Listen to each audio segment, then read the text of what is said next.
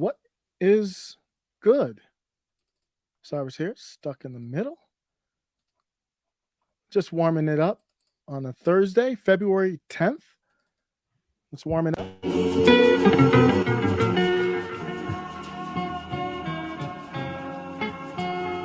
Like to ease into things.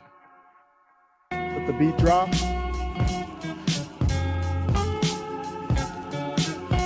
It's good. Let's go. Let's get it.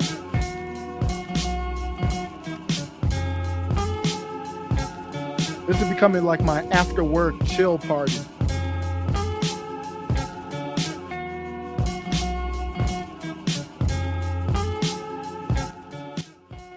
Got a good show. I think I got good topics.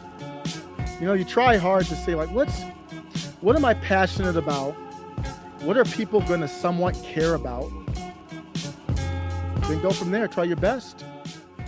If you've never joined before, I go by Osiris. You are now stuck in the middle. I am stuck in the middle of the populist left and the populist right. I am what would happen if Jimmy Dore, Eric July, and Steve Bannon had a baby. It'd be an ugly ass baby, but here I am, live from the basement. Let's vibe out. Hello. Sarah and the Darren Monier. Arizona Patriot. Shout out. Always sending love back to Arizona. Beautiful state of Arizona. Sarah and the Darren Monier. Always much love going your way. Just some of the things that I have going on today. Adidas. Are they advancing their melons division? We'll look into that a little bit closer. The Freedom Convoy update, truckers and children. Things are getting dark, potentially. Nick Cannon and Kevin Hart, they play around too much. Especially you, Nick. You played way too much. Everything is going to be all white. There's nothing more 2022 than that. We have to talk about it. What's on the radar for today, February 10th? The comments, you can tell me what's on your radar. Dina Marie, hello. Thank you for stopping by.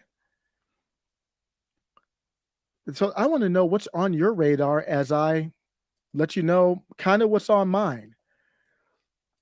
This isn't actually like the news cycle is so crazy that I put this radar together, I don't know, maybe around 10 a.m. And I look at it now and I'm like, I don't know if that represents what's on the radar. I just saw stuff come through my news feed that's completely different. That's, we're talking about inflation and Biden and all that kind of stuff. That's kind of on the radar too. But let's look at it.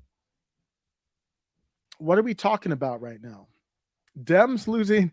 So before I jump into it, Dems losing bad. That's on the radar. Really expanding. The channel is expanding. Thank you, Christian. Thanks to you. That's why the channel's expanding. I'll be very honest. I'm not really too worried about expanding. I think that I'm just going to try to do what I do and get better. I really want the right group of people. Like, what's expansion good? What good is it if I have 10,000 followers and 9,000 of them are Democratic shills? I'm fine with that. I'll talk to you, but I don't know how the discussion would go with that. So appreciate it. Thank you for the support, everybody. What's on the radar? This is an old article from December. And has anybody heard about this thing? It's called tip baiting. And it's very bad, in my opinion. Delivery driver slams tip baiting, but customers defend the practice. Why would you defend this? In food delivery apps, the customer has the ability to increase or reduce the tips after the drop-off. You can stop there and kind of already see where we're going. Like, I'm going to order in tonight. I'm gonna order in a big meal. We got 10 people in the crib. We're gonna do a DoorDash. Can you? I don't even know if you could do 10 people on DoorDash. I got 5 people over the crib. We're gonna do a 5-person DoorDash order. Huge order. Oh, and by the way, it's a restaurant that's like way out, way far, about 30 minutes away. So you know what? We're gonna tip the driver $50. So the driver app, and I've done this before just to see how it is. I've actually done DoorDash before. It's, it's not a bad gig. The biggest problem is the wear and tear on the car to me. Ultimately, you probably won't make more than $15 an hour, though, is what I've seen. Unless you're really picky, it's really difficult. So the driver looks at the app and is like, okay, this is a long trip, wear and tear in the car. I won't be able to pick up other orders, but the tip's $50. Gotcha. I'm going to take it. They do the work. They go to the restaurant. Sometimes you have to, not often that I've seen, but sometimes you got to be like, is my meal ready? They, I don't know what it is with the DoorDash. Like they don't respect the DoorDash that much. Like it's like, I'm here. Like I can't be waiting here. The customer ordered the meal. I'm hoping it's ready. Things happen. I understand, but is that meal ready yet? I gotta go. So you pick up the meal, you roll over, you got like I got that 50. You drop it off, you take the picture. You might even communicate with them like, hey, I'm waiting a second. I'll be right there. Everything's still nice and warm. You put it in that little bag. Then you roll off. Like, okay, that was a good one. I got 50. I don't know. I forget what the time frame is. I think they can do it up to 24 hours. If I'm not mistaken, or something like that. So you calculate all your earnings for the day. Then the next day you go back in the app and that tip is $10. And you're like, oh goodness, no. That's what tip baiting is. They put the $50 out there to make sure you have that proper motivation to do this tough order. And then they're like, yeah, I'm going to be a little shisty. Times are tough or whatever the case. While it's good to protect the customer from bad service, like if I do a $50 tip and you don't even bring my food, you better not take that tip. But you can see the downside. I don't know what the answer to it is. I just wanted to bring it up on the radar. Eric Weinstein's on my radar. He posted this the other day, yesterday. This is Eric Weinstein. Member, if you're not familiar, he's on with Lex Fridman a lot. One of these super intellectuals, smart dudes. That's all I know him as, just like one of these smart dudes. Intellectual dark web, as coined by Barry Weiss. Honorary member, even though they broke up. He said, in case my position hasn't been clear on the C-19, we need institutions of public health. Full stop. I agree. Yeah, it would be nice for our country to have an institution of public health. Now, we need to get rid of the conflict of interest, but yeah, and just that, absolutely. What's more, we need emergency powers to defeat horrifying pandemics like Black Plague. No, we don't, Eric. No, we don't. No, we don't. Why do we need emergency powers? The government can still act. The legislation can still make laws. We have communications. Like, what is the scenario that something comes up and legislators can't? I mean, some of these laws are some of the rules that they do in the state and federal. They have to make the rules every year in January for the federal season. And sometimes they might say, well, you can't vote unless you're in person. So I don't know what the virtual rules are, but with the technology we have, there's no excuse.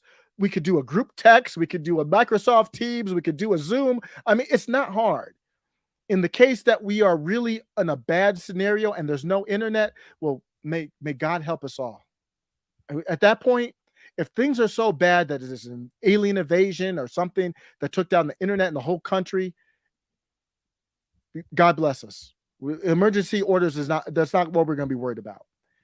Of course, I agree with this. On the flip side, you cannot have Ouchie and these others in the regime because it destroys trust. Agreed there, Eric. Here's what I'll be honest, it triggered me. It triggered me just a little bit. Is it okay to get triggered every once in a while? If you think these guys isn't an unmitigated disaster for trust in public health going forward, please note the large number of respondents who believe that there should be no situation whatsoever in which government should have power to combat even a true plague. Eric, it really has nothing to do with these guys. No, let me say this: the way the conflicts of interest and the way these guys have acted has not helped. I will give you that, but it wouldn't matter to me. I like that Eric was respectful because he got a lot of feedback, pushback on this. He was just like, respectfully, I disagree. Just like if we disagree here, and he did the same thing. So I really respect that. It wasn't like a contentious thing. Then somebody followed up and said, if some people think that there can be no possible public health policy measures during even an infectious zombie apocalypse, they're just not thinking like adults.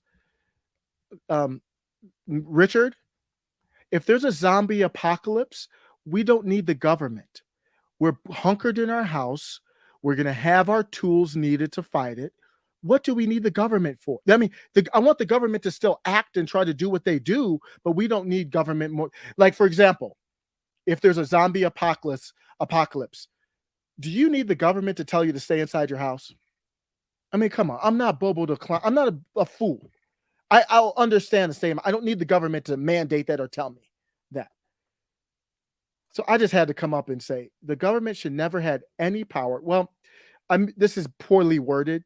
The government does have power to violate the constitutional rights, but they shouldn't. The government should never have any power to violate our constitutional rights. I don't care if it's aliens invading or a real plague. Why is this hard to understand? If we don't have rights under those scenarios, then we don't have rights at all. Let me take a break to say what's up in the chat. After this little break here, we're going to go to the next topic. So I want to make sure I'm keeping tabs on what's going on in the chat a little bit. And there's no better time than to do it in between segments. I'm just going to I feel kind of scared because I'm just putting comments up and I haven't read them. So let's see how that works. Everybody's been great. So in a true plague, it would be self-evident. Yeah. I don't need, so I want the government to give me information. Like, here's where the concentration of the plague is, or the zombies or the aliens. Avoid these areas. There shouldn't be any mandate to. Just give us information and we'll be good.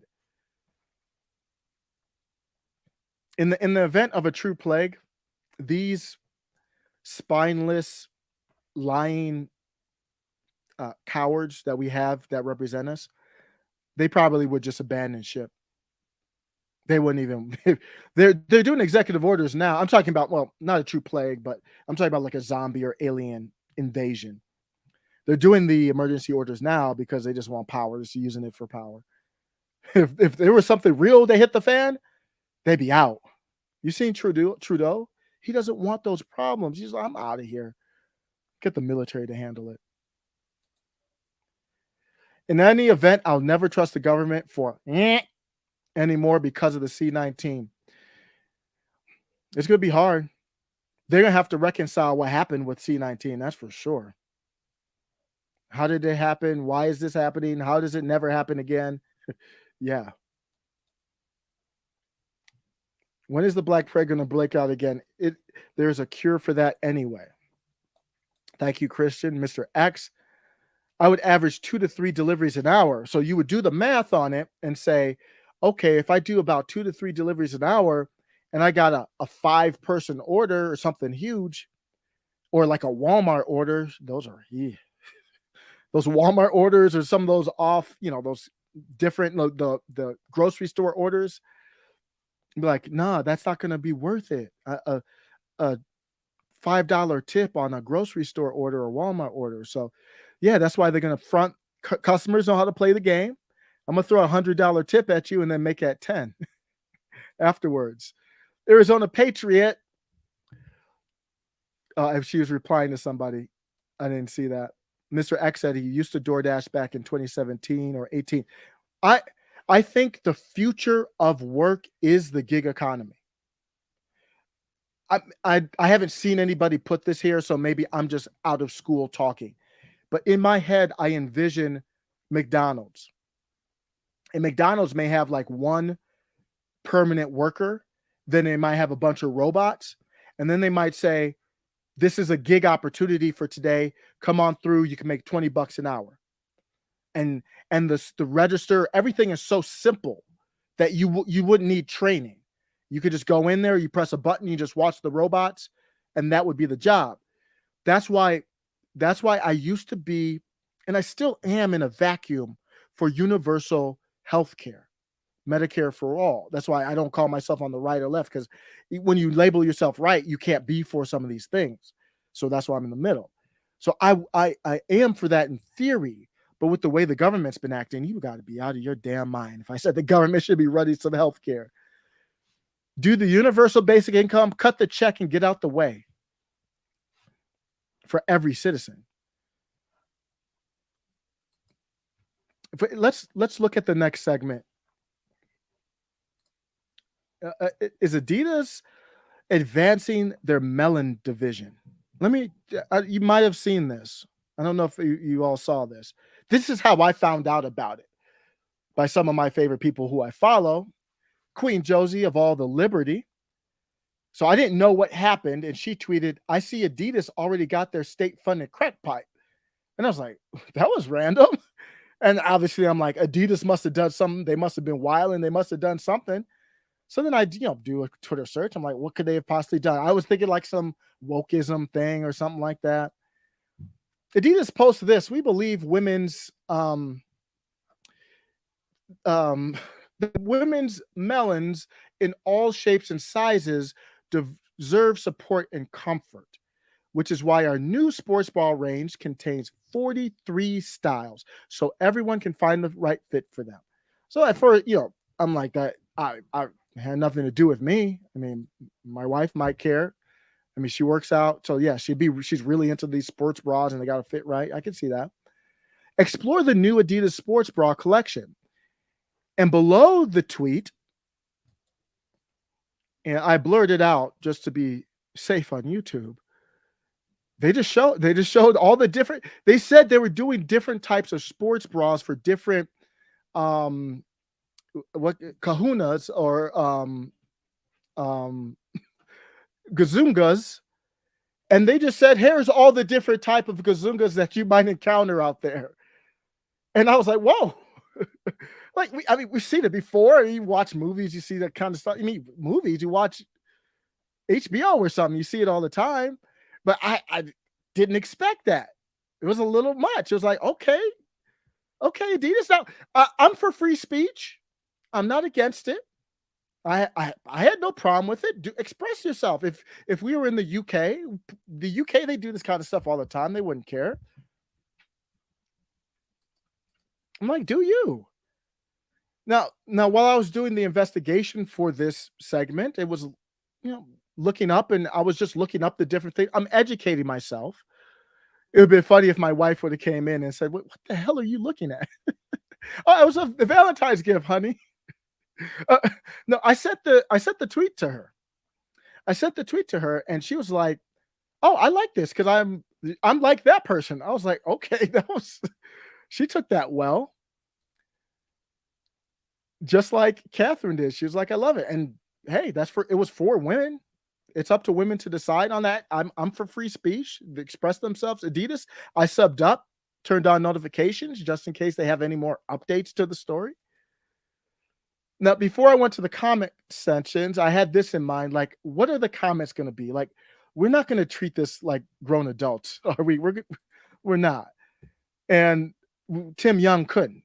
As much as I dig women, I really hope no. Oh, come on, Tim. Really, bruh? This dude was like, "Bruh, Twitter ain't safe to open at school." It was just right there. I don't know if it would just showed with safeguard on or off, but it was right there. Twitter users discover the existence of these things, and first time they see them in their life, they act like this the first time they see them in their lives. You have a point there, but let's be honest about what Adidas is doing here, okay? Sluka, You're right. I mean, we're grown. We're all grown. Like, that's not a big deal. But we were looking into it more. Kristen here said, "Well, there was no guide to which bra went to which one." So, like, what was the goal of the tweet? Abby said she's all for this, expression and positivity, but what are they selling? Shouldn't they at least show their body positive bras support in all different kinds? Or is it just another shock ad designed to only generate revenue by using women's bodies? That's been going on since the beginning of time. And really, that's what it came down to. At the end of the day, the Adidas ad was a failed attempt to perk up sagging sales by Julia.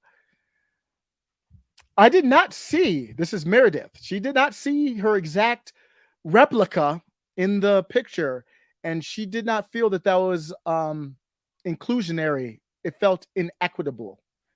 Is that a word? I like that.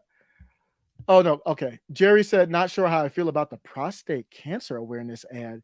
People went too far. My thing was like, what's next? No, I'm not. I don't need you can do that. I'm not in for the jock strap one. Let me know what you think. Just weird stuff going on. Companies, in this digital age, that's brilliant marketing by Adidas. I'm going to talk about a Nick Cannon story later. Nick Cannon and Kevin Hart. That story with Nick Cannon and Kevin Hart coming up it's just pure marketing. It's brilliant. That's what you do. Casual Goats says, to be honest, body positivity is just a ish position. Do not normalize being, overweight and unhealthy. We've all seen Wall-E, right? Here's my thought on it.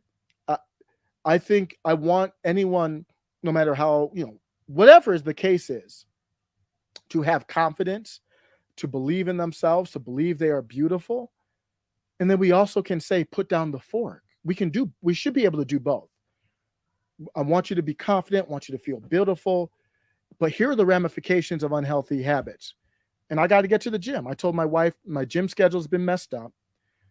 I'm going to go to the gym on these days. So I told her, so I got to be held accountable to it. Totally a shock ad, Arizona Patriot. That's all it was. It was a little funny, so I thought I'd bring it up. How's everybody feeling? Thank you for joining. Had to do it a little earlier today. The truckers and children. Let's get into a little bit or a lot of bit more serious of a topic. So this isn't really a full update on the Freedom Convoy. I do want to do that at some point. I might do that in a separate video on the channel at another time. So what I'm doing now is just letting you know what Cassandra Fairbanks brought up through Timcast. And I really want to reiterate this. This is not a scare tactic or anything like that. But I think we have to just be aware of what's happening. Freedom Convoy Trucker Update. First of all, I want those against the truckers to cope more. In 2021, it was make life as difficult as possible, or even just yesterday for the unvied. Germany basically said that just the other day. Don't let them go to work or out in public. Make them feel pain.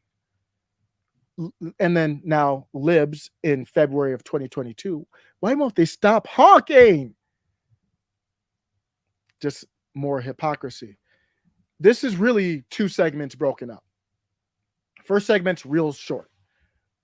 I'm calling them heroes because they are putting themselves in danger. This was so well thought out.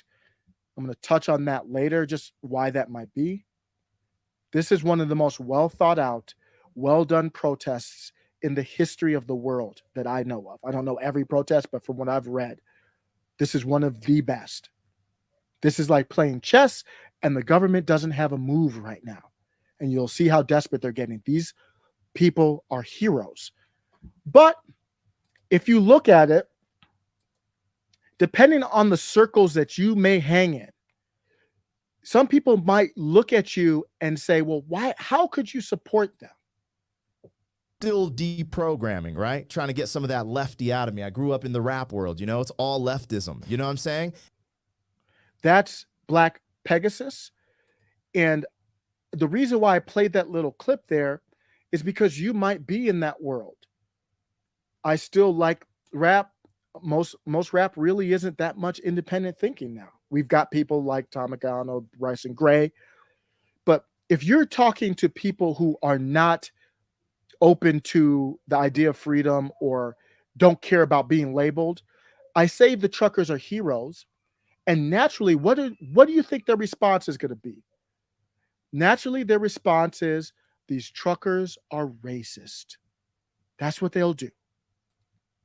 So I'm going to get into the truckers and children, but I first want to talk about when I call them heroes, what I mean. I don't know them. So I don't know if they're racist. You random leftists who can't support them because they're racist, you don't know either. This is what my response is. Let's take a fork in the road. Let's say that they're not racist. Do you agree with them on principle? Forget about what you don't know about their personal lives. Do you agree with them on principle or not? That will force them to answer that. Okay, let's assume the worst.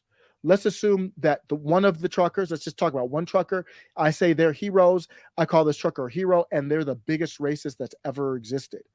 But they don't have any institutional power, so they've never hurt anybody or did anything like that. I don't care. They're still a hero. I'm calling them heroes because of what they're doing with this protest. I don't know their daily lives. So that's all I wanted to say. It's okay if you don't know. I'm going to talk about everything's going to be all white later, but that's part of the purpose of programs like that, is to look at everything. They're fighting for freedom, but those in power want you to look at them as racists.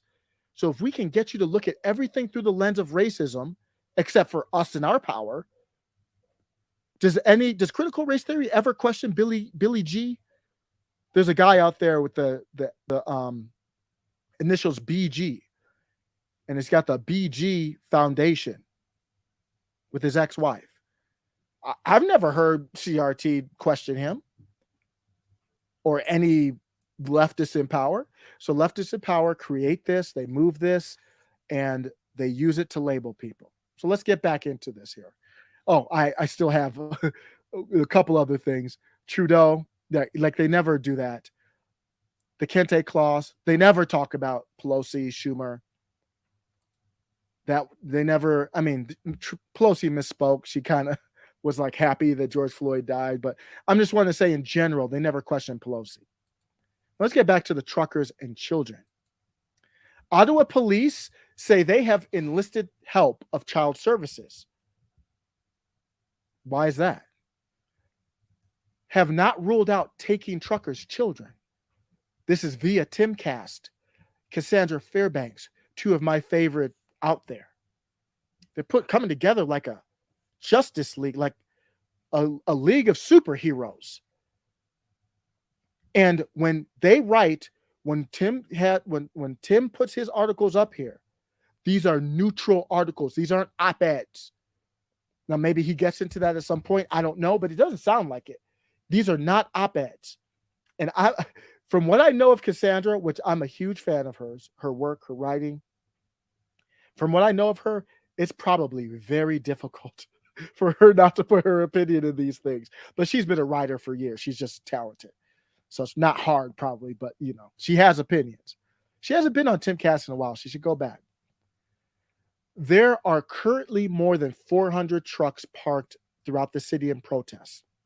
They have stated that they will not leave until the C-19 mandates for drivers doing trips between the U.S. and Canada are lifted. Just wanted to reset what we see right now.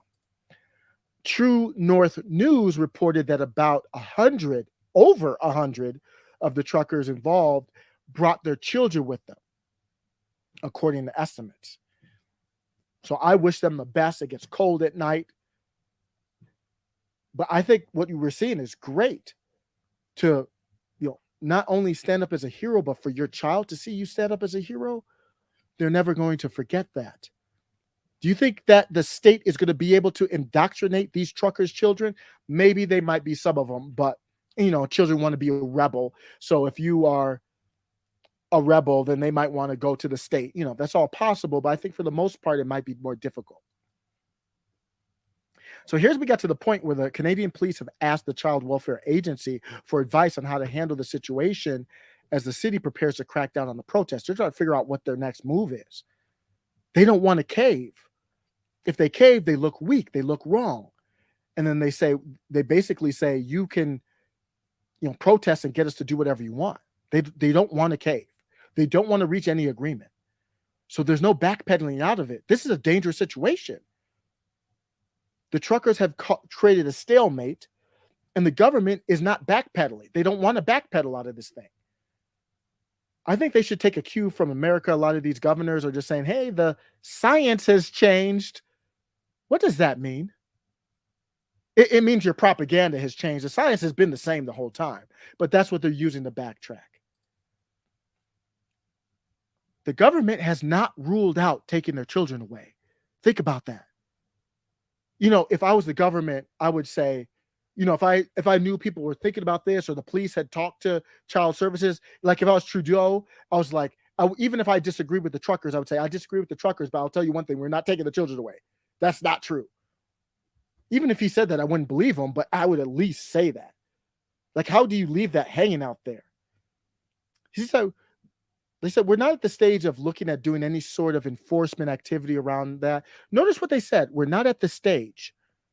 That means we could get to the stage. The only word that was left out there was yet. We're not at the stage yet. He didn't say that, but that's what I take from it. We just think it's an important factor that complicates and makes this an even more challenging operation.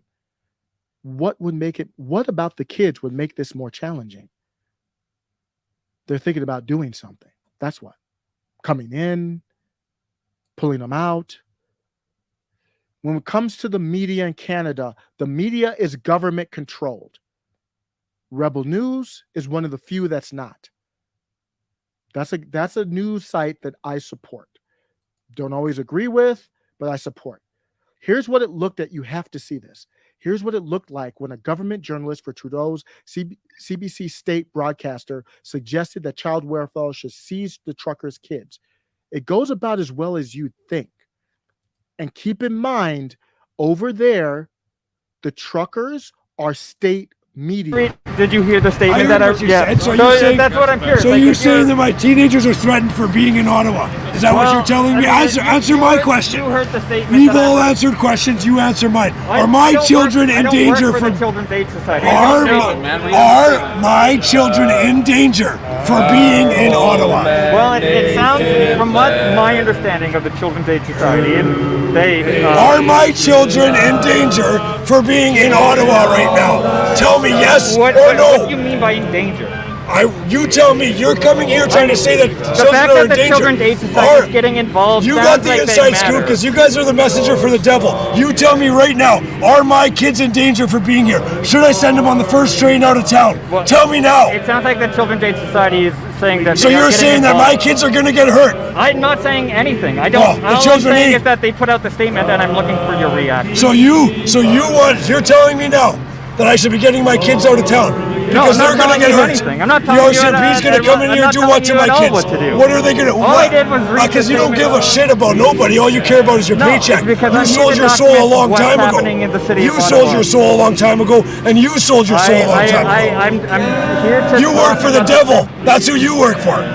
That's who you work for. That's your boss. I'm here to talk about the state. And I'm telling you, are my kids in danger in this city right now? I don't know the future. Like, I don't know. I mean, all I can tell you is that... Well, then why are you coming here trying to act like you're concerned about kids? I'm here to document. I have two teenagers here that are in my car. Are they in danger? Yes or no? I don't.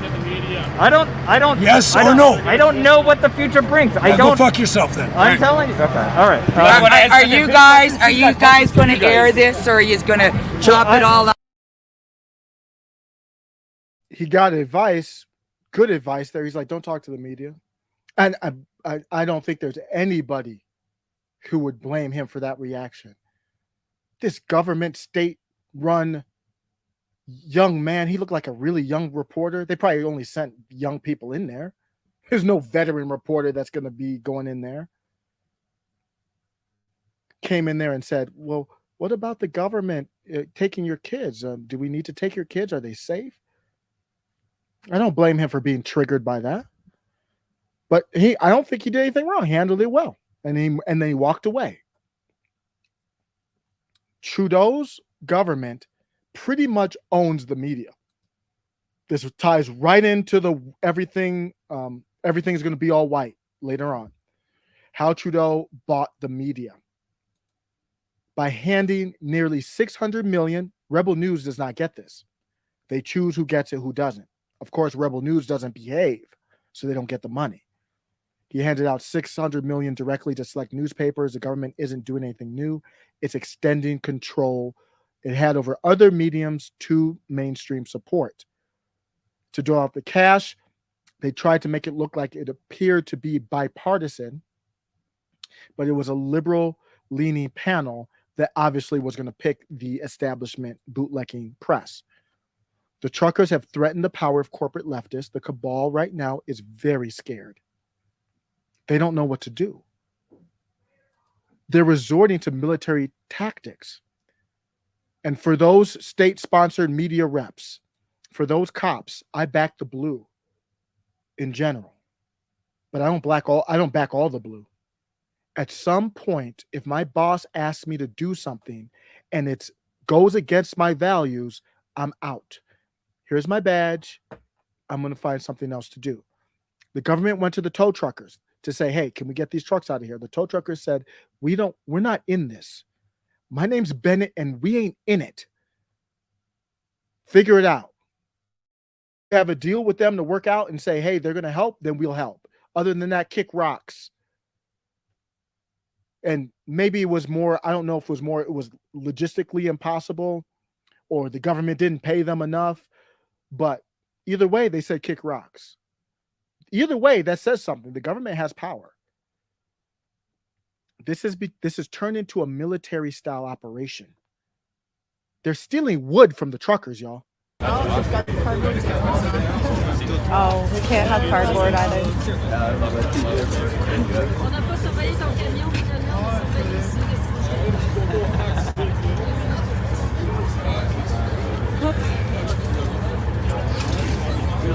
Good times in Ottawa.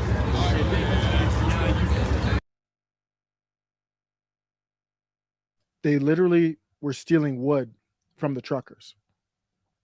There is no coming back from this. There is no limit. And I'm going to get dark for a second, but I'm going to bring it back to the light.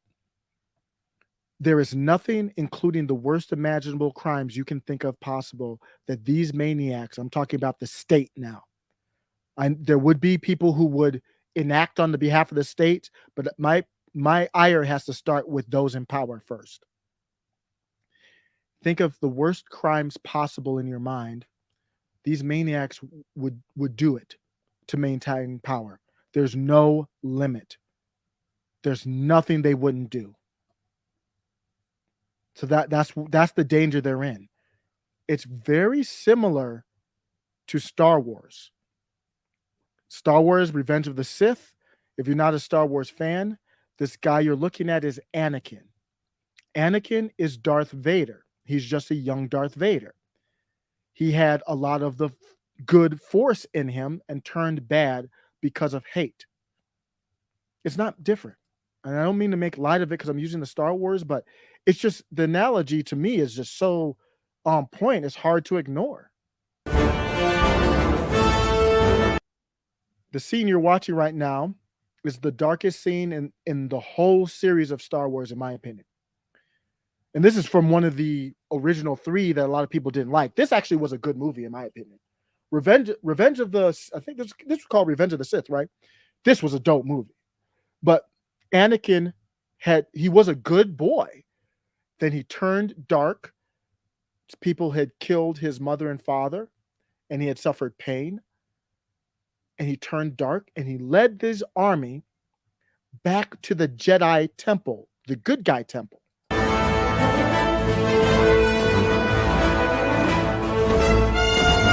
That's him coming up the stairs looking like Bill Belichick.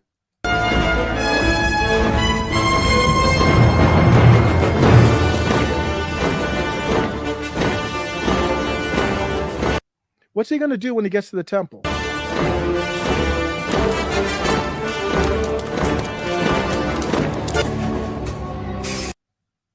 This is a tough scene right here.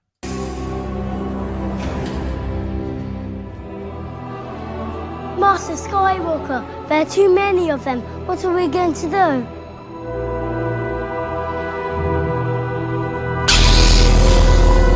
These are kids he knows. Indicated Master Anakin returned to the Jedi Temple. Don't worry, I'm sure he'll be all right. And she knows what happens. So I'm not saying that's going to happen. I'm going to bring it back to the light. I know that's a dark scene right there. And I think it's an underappreciated movie in my opinion. That was actually a really good movie in my opinion. I'm not a big movie person. I'm going to bring it back to the light though. I thought it was interesting. People online were talking about, why did they write this in the skit, man? This in the movie, this is dark. In this clip here, it says, while the easiest answer claims that Skywalker was simply following Emperor Palpatine's orders. Emperor Palpatine, in this case, we know who that would be. And the people following orders, we know who that would be. We obviously hope that doesn't happen. What is the white pill?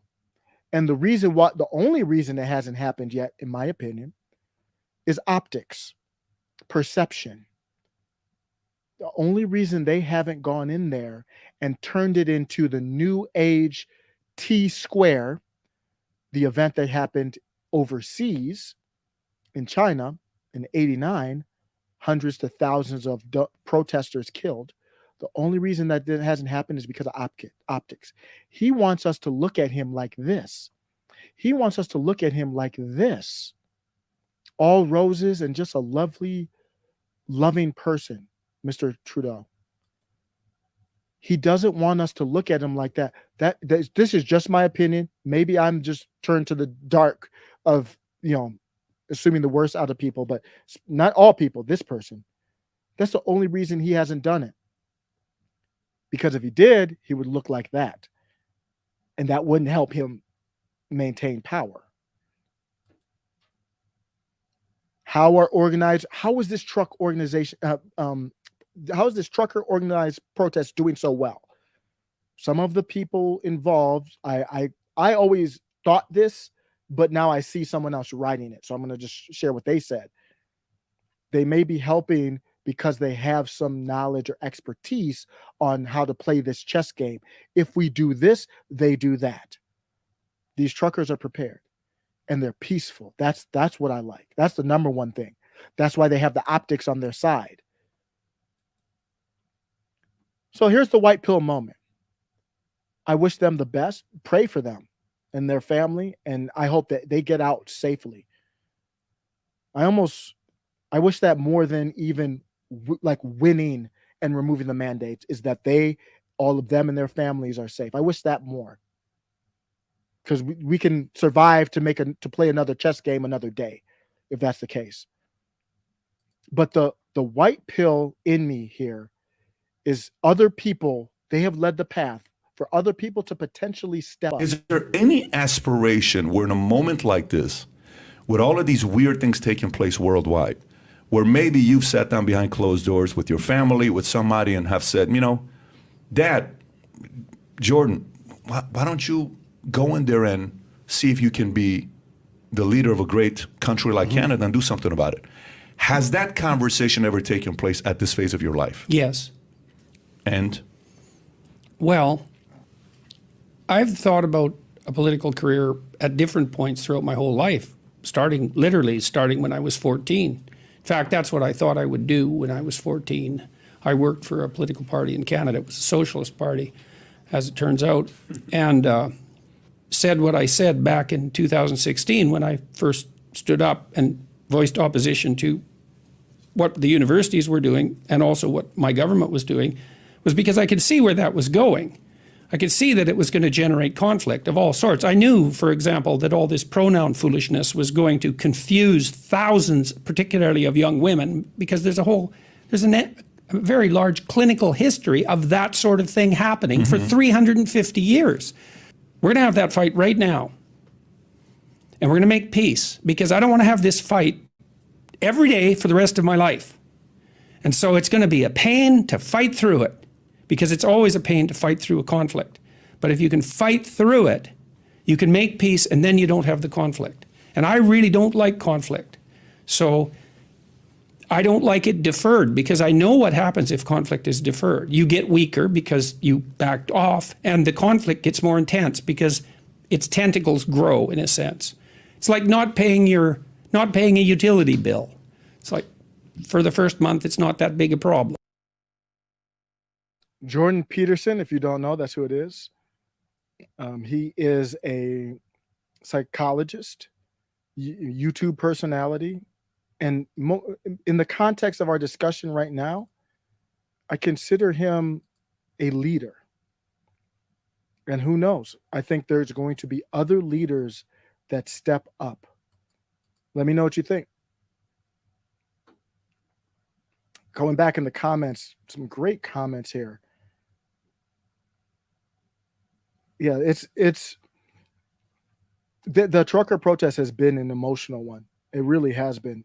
To see the whole journey there, and then to see it manifest, even probably better than we thought, and to see that they're still there, at least enough of them to make a difference. Unbelievable. All right, let me post up another comment here.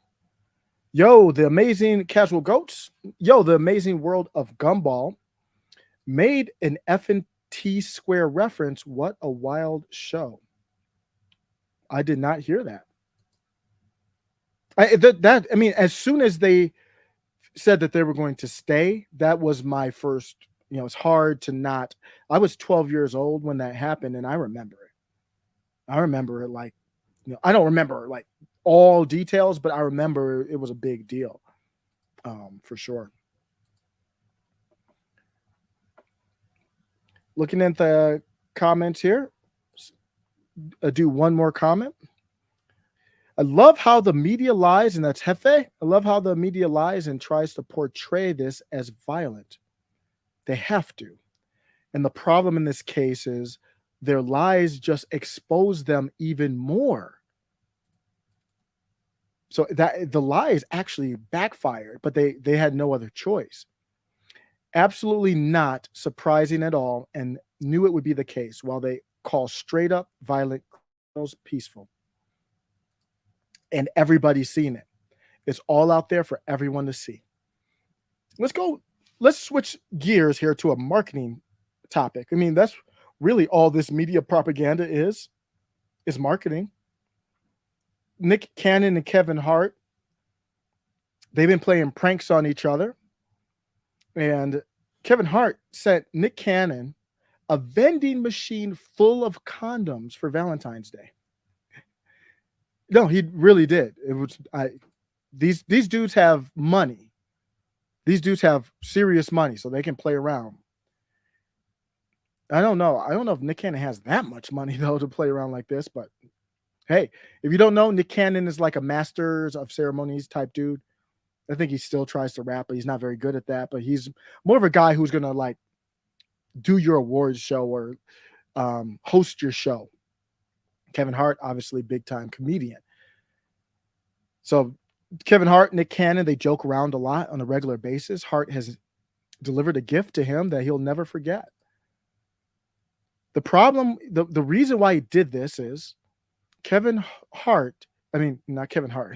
Nick Cannon is soon to be a father of eight children. I said children. Yeah. In this case, I'm going to say children's. If you have 8, you're going to be the father of 8 children. But, some people have a lot of kids. It's not a big deal. 8 children's and 5 baby mamas. That's what the situation Nick Cannon's in. So Kevin Hart's like, I seriously, bro, you might need these. Like, why don't you get snipped? maybe he wants to have the kids. I don't know. Live your life. Seems a little different to me, though. I got 2, and I'm like, snip, snip, no more. This is what Cannon wrote when he got it. Looks like somebody just sent me an early Valentine's Day gift. And that's it. He really got it. I don't know how much money, they drop, 5 G's on something like it's nothing. But it's good promotion, free promotion for the whole show and everything. You know what? Kevin Hart replied and said, I see you got my gift, because Nick Cannon didn't know who had sent it at first. Now you don't have an excuse because the condoms are free. He really doesn't have an excuse now. So Kevin Hart's prank arrived just days after Nick Cannon confirmed on his talk show that he's expecting baby number 8 with a model. Must be nice. So currently he has 7 children with 4, then it will be 8 with 5. Yeah, he does it like that. So not bad promotion. My takeaway, I'm going to end on this. Nick just gets snipped, man. It's a lot more simple. It's easy. Don't worry about it. Oh gosh, these guys play too much. Yeah. So there are huge families, and I know people. Thanatos 117. My wife is the oldest of 19 children. Nick Cannon is a unique one with the 5 baby mamas, but nothing wrong with that. You love your children, keep going. If that's how you want to roll. My wife and I have joked, if we won $1 billion, for example, yeah, we'd have a lot of kids. Why not? You have the money to be able to transport them and do all that kind of stuff. Love kids. It's a money and time thing. So if you don't have to work and you got the money to do it, would love to do it. Everything is going to be all white. Wow. It shouldn't be surprising, but it is still shocking to me. I don't know why. I don't know why it's shocking to me still. It still does shock me when I see stuff like this, because of the age I grew in. But think about kids growing up in this age now. This doesn't shock them. This is the norm. And that's kind of the goal. I just hate to see it kind of came to this. I'm going to talk about why this might be happening. And in the end, everything is going to be all right, not white. Premieres this Friday, 8 p.m.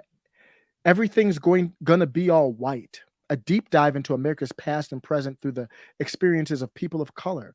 The docuseries marries humor with history as it confronts the facets of racism, exploitation, and discrimination that contributed to the formation of America. And I'm sure it's all with good intent. I'm sure it's not to weaponize anything at all. I'm sure it's going to be a really measured response from this. I think what annoys me most about white people is when they pretend like they're the victim. Amanda Seals, I want to laugh too. What's funny?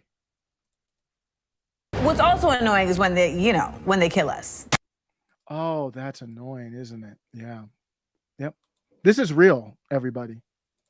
This is literally a racist show that will be airing and is promoted in America. Literally. I have never in my life seen a overt racist show like this. Well, other than, Colin Kaepernick and stuff recently. Other than recently, I have never seen overt racism aired and promoted on network television. Maybe I'm fragile. What is fragile about whiteness when everything has been constructed around it? Everything being constructed around this term of whiteness. Obviously, this is critical race theory. Yeah. Oh, yeah. Critical race theory. There's part of critical race theory. There are tenets. There are actual tenets to critical race theory. I did a video on that a while back. If you check out the channel, if you search on critical race theory. You should find it. And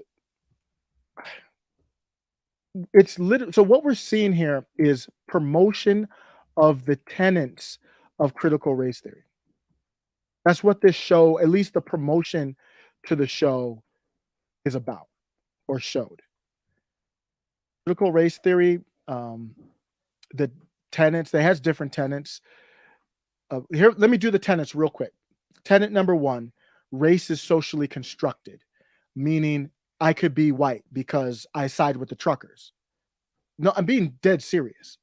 They would consider me white, socially right, because I side just because of that.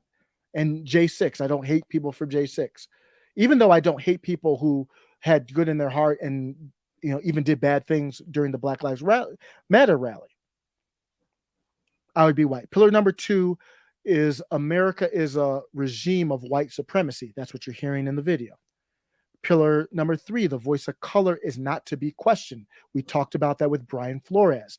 And this video, if you question this video, I know it's a circular argument, but if you question this video, you are racist, whether you're black, white, or anything else.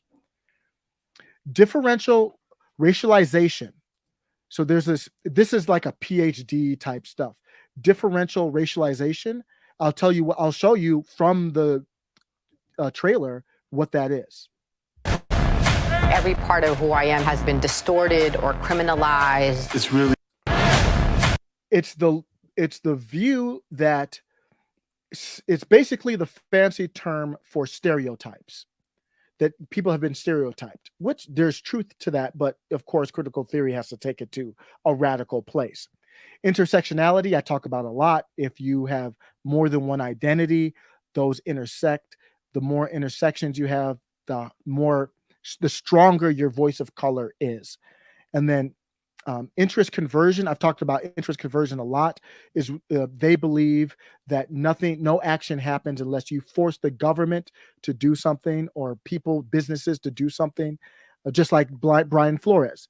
Brian Flores, in my opinion, Colin Kaepernick, they wanted to bring critical theory to the NFL. Kneeling during the anthem or suing them and alleging racism when you have no proof. Those are the means. And of course, by any means necessary. So everything almost every tenet is represented in this trailer. We're storming the Capitol! You're not patriots. You're ridiculous. What does that have to do with anything? So they have to take it to that place. They got to bring up Trump. One of the definitions of American whiteness is ignorance. Everything is in it. The trailer put everything in there. I'm going to talk about this as a struggle session. White people today feel any responsibility for slavery. Hell yeah. That is, in my opinion, somewhat of a form of a struggle session, where you blame, ostracize, and force guilt onto someone. And you wonder why Florida and other states are thinking about, hey, maybe we should do some laws where you can't force guilt, like a teacher can't teach that like a fact. Let me play that again. Teachers who believe in critical theory, they want to teach everything I showed you here as a fact, not up for debate. Should white people today feel any responsibility for slavery? Hell yeah. What else? What else? When you look at, it's almost like, what else could they add on to or do with this thing? It doesn't stop. It's about obliterating systemic and institutionalized racism. That's a tenet again of critical race theory. It's a wild place, y'all. It's a wild place. I know Harriet and Frederick be up there just like, what is they gonna do? I can't lie. That triggered me, that comment. Amanda Seales is let's just say that I don't respect her intellect. I'll say that. And she said, Harriet and Frederick are up there. What the hell are you talking about? This is a wild place, y'all. It's a wild place. I know Harriet and Frederick be up there just like, what is they gonna do? She tried to portray herself as some type of knowledgeable person here. She doesn't know what the hell she's talking about. Don't don't try to come across as someone who is immensely knowledgeable in this area. Amanda Seals. You know what? I'm going to get to a little bit more of Amanda Seals here. I mean, wow. So she brought up, let me go back to Harriet Tubman. She brought up Harriet and Frederick, just using their names nonchalantly, like she's very knowledgeable or whatever. I don't think people debate whether she said this quote or not, but it's irrelevant to my point. This quote here, which some attribute to Harriet Tubman, there's no way to fact check this, guys, unless you were there and heard every voice, everything she ever said in her life. If I could have convinced more slaves that they were slaves, I could have freed thousands more. What she's talking about is slaves who didn't want to be freed. And Amanda, I look at you or the people who believe in you like that. You talked about Frederick Douglass. Frederick Douglass once said to suppress free speech is a double wrong. It violates the rights of the hearer as well as those of the speaker. You don't believe in that, Amanda. Frederick Douglass was a constitutionalist. You don't believe in the Constitution. He wouldn't believe in anything that you're talking about right now. Amanda Seals talks about all this white fragility in her documentary. It's a struggle session. Let me play this. This was Amanda Seals before the election.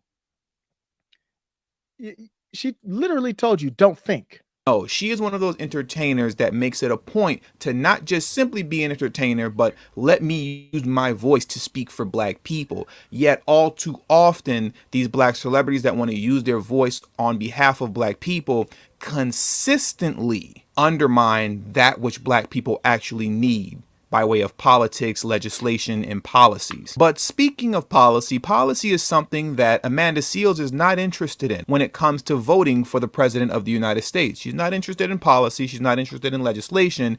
And she says this out of her own mouth in her pitch to Black America to get us to go out and vote Biden. Now I'm going to play that clip for you right now. Listen, the reason why we need a black VP is because in order for this person to win, Joe Biden, black people got to vote. And the reality is there is nothing exciting about Joe Biden that's going to make black people vote. We need a sister. That's it. It's not any deeper than that. I know a lot of y'all are super smart. You're super informed. You're going to be like, but Amanda, don't but Amanda me. It's very basic. In order to ignite the voter base that needs to be ignited, we need to have a candidate that they can relate to. This is not about policy and pontification at this point. It's really just about marketing to the constituency that we need in order to, at the very least, get us in the very best place to reverse all the fuckery that got down to get us in this place in the first place. This is the same person that was in that pink outfit talking about Harriet and Frederick. I just said place a lot. Ladies and gentlemen, if we are not discussing policy, then what exactly are we talking about?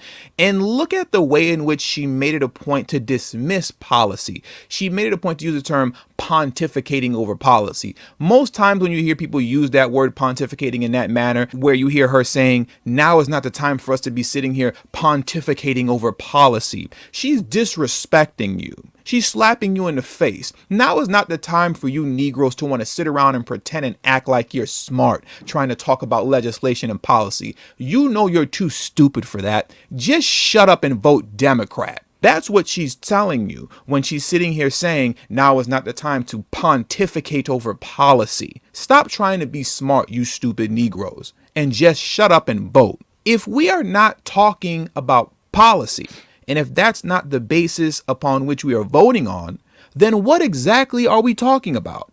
What are we discussing here? Policy and legislation is the only thing that matters. And that's been the number one issue with black voters over the past 50 plus years, is your willingness to give up your vote for nothing, just for the sake of having the lesser of two evils. And that hasn't worked for you yet. But if you leave it up to Amanda Seales and all other black celebrities that are trying to get you to vote for Biden without expecting anything in return, they'll have you voting Democrat blindly for the next 100 years. And Lord knows, as a people, we cannot afford that, because we have already been voting blindly for at least half of a century. And the only thing that we have to show for it is an ever-growing racial wealth gap alongside with an ever-increasing prison population. And not to mention the fact that the median wealth of black Americans will fall to 0 by 2053. And to be honest with you, it's already at 0. That's my man Tony from TD Hip Hop Media. He is an identitarian. He is on the left. But there's a lot of times, so we don't see eye to eye on everything there. Like when I look at the wealth gap, I'll just look at the wealth gap, not the black wealth gap. But I don't think it's a harm to look at it. He does a great channel, TD Hip Hop Media. That's Amanda Seales. So the same person here, and that's her. Do you see how they did her up to look more professional, more believable? That's her. The same one who said before the Biden thing, don't think about it, just vote. Just vote. That's her. So what we're seeing here is, in my opinion, this programming is to push the culture left to get us closer to these struggle sessions that we saw under Mao in China. It's a similar type of thing. You would have to do it in like a classroom setting or auditorium, but this pushes us to that point. You heard them ask. Part of it would be accusing people of imaginary crimes. Now, the crime of slavery is not imaginary, but to say to a white person today, are you responsible for it? And for the person to say, yeah, that is putting something on someone that shouldn't be there. Very similar tactics. What's happening here? This is a privilege walk. This is from, I'm not going to read everything here. This is from Penn State right here. They have all these different levels of privilege. I'll just read a couple. So you stand in a line, and if your ancestors were forced to come to the USA, not by choice, take one step back. If your primary ethnic identity is American, take one step back. Yeah, this is real stuff.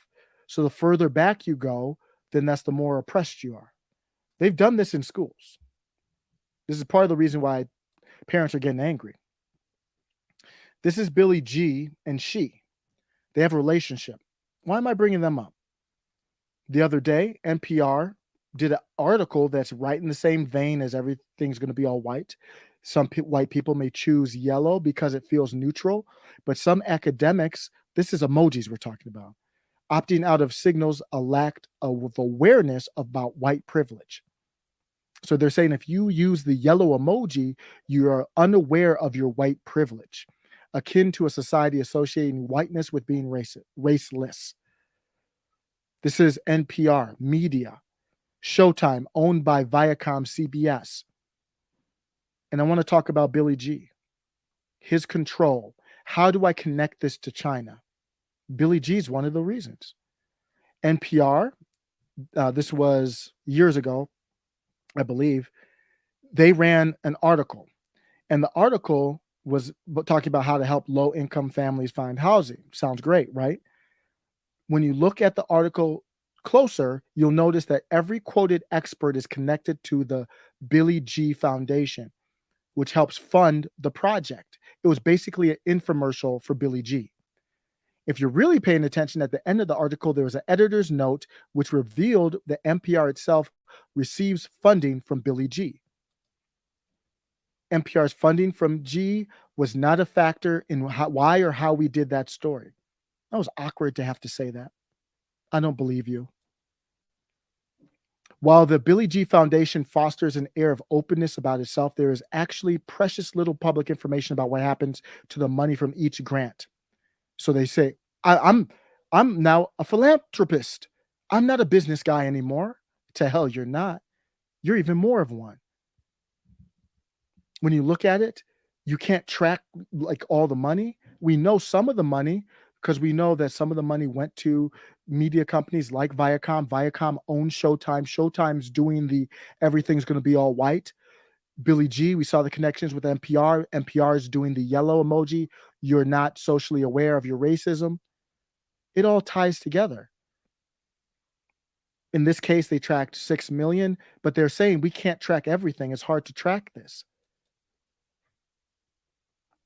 This person here pointed out that while most media coverage of the Billy G Foundation are painted in an altruistic light, there are inherent flaws with the giving, including the idea that such massive donations permit influential billionaires to help set the public agenda, which in turn provides them carte blanche over what society as a whole consumes. We know other billionaires who are really influential at the district attorney level and politic level. They tried to reach out to the Billy G Foundation and got no reply. I'm going to end on a happy note, though.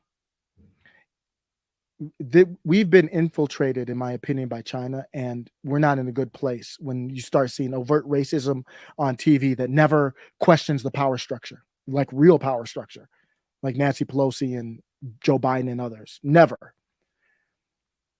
So if this is an invasion, they couldn't do it with weapons because we have the Second Amendment. That's very difficult. If it weren't for the Second Amendment, I think we'd be speaking Mandarin right now. And that's not a knock on the common Chinese citizen. They have no say in this. It's on the CCP, the government. America, in a sense, has fallen. But the 2A has bought us time. These things don't save us. The Constitution doesn't save us. It's not a magic force field. It buys us time to maybe vote in a red wave or to put pressure on politicians or to secede, whatever it is. It's giving us time to make plans, and whether we need our own freedom convoy or whatever, people can say what they want about these men. They were pretty much all younger men at the time. You can say what you want about these young men at the time, the founding fathers. These guys were brilliant, and they were on a mission from God. The document that they wrote together is the greatest document that we've seen to protect the rights of citizens. So things do look dark in certain aspects, but this is what gives me light. Let me know what you think. So that's all I had.